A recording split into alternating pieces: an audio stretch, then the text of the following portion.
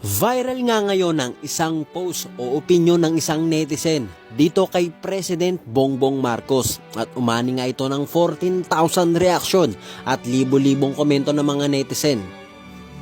Grabe ang effort ko nung eleksyon para manalo ka. Akala namin ipagpapatuloy mo ang nasimulan ni Tatay Digong. Malaking mali, walang natuloy. Binilog mo ang ulo ng mga Pilipino, kunwari itutuloy mo para makuha mo kami. Ang galing mo talagang manlinlang.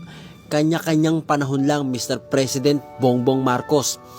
Ang masaklap sa'yo, wala ka nang magagamit.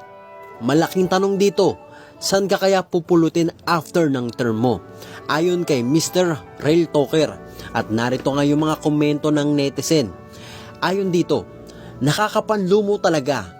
Pamilya ko din, grabe effort. Manalo lang siya, tapos ngayon disappointed sobra, pati mga kapwa ko OFW.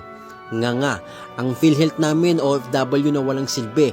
Ang laki ng binabayaran tapos wala kaming nakukuha kapag may sakit. Sabi pa ng isang netizen, lagi naman silang ganyan, magaling lang magsalita pero wala sa gawa.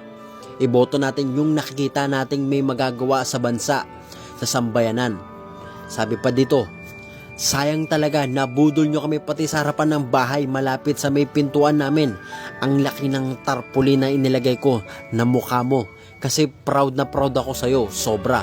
Pero ngayon pati damit na may mukha mo, di ko na kayang isuot dahil nakakahiya. Kaya naman ano ang masasabi mo rito? Mag-comment ka lamang dyan sa comment section nyo na natin yung pag-uusapan.